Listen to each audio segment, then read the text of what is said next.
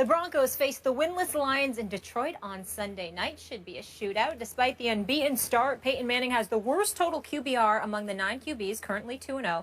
And he has the 4th worst QBR in the NFL this season. But the good news is he's Peyton Manning. And for the Broncos, Manning is 3-0 career against the Lions, all while playing for the Colts. Coach. Yes. Pick it. Who wins? Colts, Lions. Broncos, Lions, excuse me. Oh, Denver. Their defense, if you watch how these guys are playing defense right now, Wade Phillips really has done a fabulous job with a talented defense. These guys were pretty good last year, but now the way they're playing, they're taking the ball away in bunches. They're not allowing you a lot of points.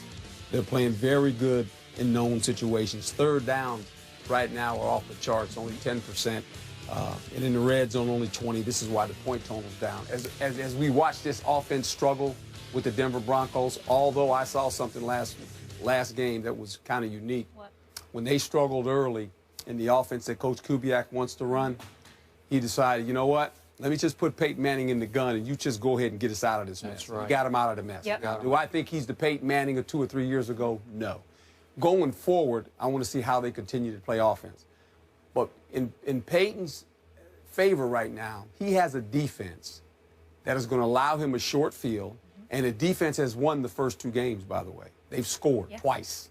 They scored the first game of the season toward the end, and they make the big play against Kansas City at the end and win another game. So this defense is really the forefront of how they're playing, and hopefully Peyton Manning and his offense can figure out who they want to be. They have no identity right now. Half of Kubiak's offense, half of his Peyton's offense, and you can see there's a struggle. It's not turmoil, but there's a struggle. What do we want to do? And last week, Kubiak kind of gave in. He said, you know what? We're not moving the ball. Can you go back there and just call it from the line of scrimmage, just kind of do what you do? So I want to see where it goes after this. Yep. Stephen A.? With everything Coach said about Peyton Manning, and Skip has been saying it as well, so kudos to both of you guys. Peyton Manning doesn't seem to be himself, but obviously that has a lot to do with the offense that he's been asked to execute, and Gary Kubiak ultimately leaned on him out of that shotgun in order to help save the day. But the defense has been absolutely phenomenal at particular junctures throughout this early part of the season thus far. Denver's defense looks incredibly impressive, but the reason why the subject of the Denver Broncos doesn't necessarily interest me that much in this particular game, guys, is simply because of this. It doesn't matter that much because based on the Lions team that we're seeing, it's a shell of itself. It's back to the days where Schwartz was the head coach. Jim Caldwell doesn't seem to have his fingerprints on this franchise right now. The loss of Ndamukong Suh and Fairley and those boys clearly has affected this defense. When you look at the Lions right now, they're ranked 28th in the league defensively, 24th against the pass, 28th against the rush, 30 in yards allowed. They gave up 199 yards rushing to the Minnesota Vikings last week. They seem to be a shell of themselves. That's defensively. Offensively, guys, do you realize that Antonio Brown for the Pittsburgh Steelers has more catches and more yards than Megatron, Calvin Johnson, and Golden Tate combined in the first 2 games? Combined. He has just as many receptions because they have 22 combined, Megatron 12, Golden Tate 10, and he has more yards, or actually more than 100 yards. They've got like a 222 yards combined, something like that on the season, and Antonio Brown has 328. Now, we know Antonio Brown is great. We understand the job that he's doing with Ben Roethlisberger in Pittsburgh, but this is Megatron we're talking about, with a guy that can throw the football in Matt Stafford, even though he's not big Ben Roethlisberger. He's good enough. The combination of him and Golden Tate, particularly due to the fact that you don't have a power runner because you got Jacques Bell and you've got Amir Abdullah out of Nebraska there as your running backs right now, and Abdullah's averaging over 4 yards a carry. But the point is, guys and girls, here's the deal. You have no power running game. Your receivers aren't doing but so much. Your quarterback is only completing 61% of its passes, and your defense is a shell of what we've known them to be throughout recent memory when Ndamukong Suh was on that defensive line along with Fairley. So the combination of all of those things seems to me like the bigger issue here is not whether or not Peyton Manning and those guys are going to get it together, because with his IQ, his football IQ, the cerebral approach he has to the game, with the intelligence that Gary Kubiak knows along with John Elway to give the ding to Peyton Manning when all else fails, and with that defense looking better, I think it's safe to say that the Denver Broncos, win, lose, or draw, are going to be just fine. It's the fact that we're looking at a Detroit Lions team, and we're saying to ourselves, who the hell are these guys? We don't recognize Stafford. Maybe we do recognize him, but we don't recognize Megatron. Golden Tate was supposed to be doing a better job. It would have been nice for them to have a better running game, offense and defensively. Detroit has problems, and they had better fix it, because it's going to be after they're 0-3. Because the way they're looking right now, the only reason we have any clue as to whether or not they could beat Denver is because they'd have home field advantage at Ford Field, and that's a good crowd when they get on your side and really try to rally the troops. And Detroit plays a little bit differently on their home turf. But they're not in the same class as Denver right now. They seem to be all over the place, which is shocking when you consider the fact that Jim Caldwell is their coach. We expected better. We're not getting that right now. Wow. you know, today, you are really impressive. I got to give you kudos. You are Stephen A. Stats today. I've never heard anything like it. I got to get me a researcher like yours, because yours is really good. Stop right now.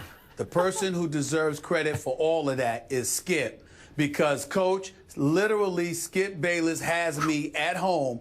I'm literally watching tape and studying because I have to debate this. You were doing a good job the first weekend in the room with us when we were watching games. You were visiting with me, and you were helping me too. He was taking notes. Coach, I was telling Skip how you were coaching me about how corners play the position. You were showing me. Doing a good job. I know. Education. Learning this game. And oh, by the way, Skip, real quick, Tom Jackson, my man Keyshawn, Chris Carter, and those boys, huge help as well. I cannot take credit from any of y'all.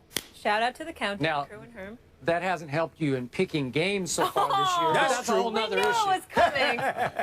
We needed the backhanded I got a few of them compliment. right, Skip. Skip, you're just beating me the first 2 weeks, but it's just 2 weeks. It's early. I got more than half. I got more than half my picks right. You just got me by about 4 games. That's now all. I'm a prop for you to jinx the teams that you want. I see what you did earlier. I didn't get it. I see how he rubs it in. It's okay. Are you gonna pick Detroit?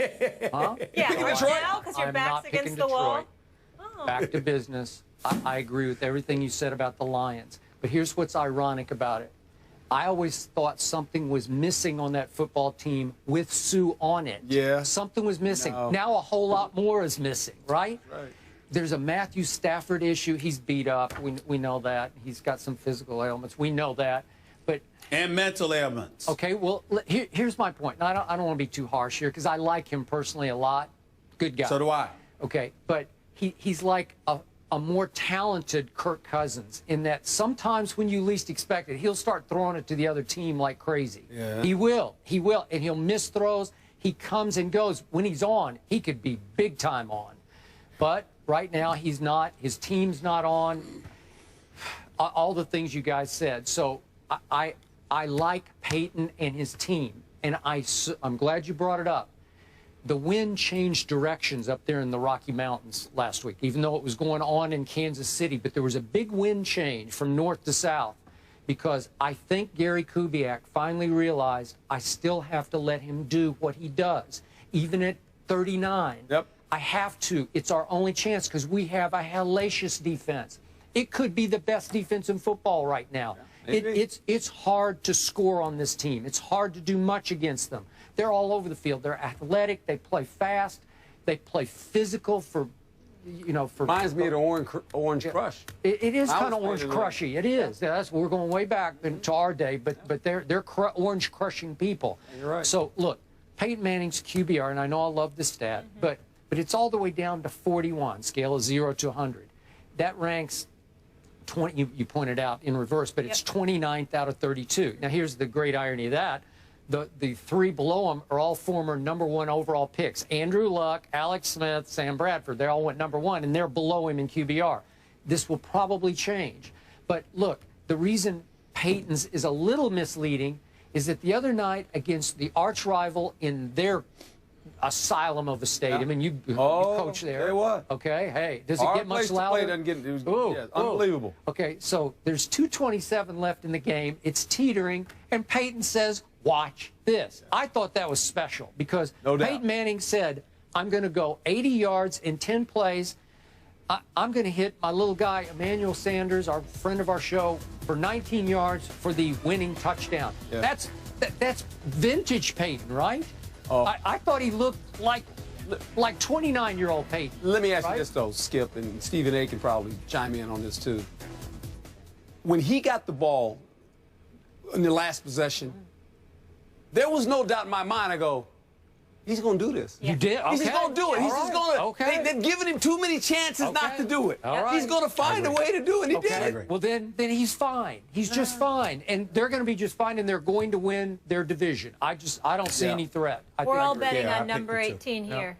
Going Denver, clean sweep, and imagine they Totally start agree. running the ball well. Herm, I know you got to run. Thank you so much. Thank you. Appreciate you. Good seeing you, Stephen A. All right, Coach. All right. See you Brandon Sunday. Marshall calls Odell Beckham the most entertaining player in the NFL right now. I like this background music. The guys will tell you if they agree. That's next after the break.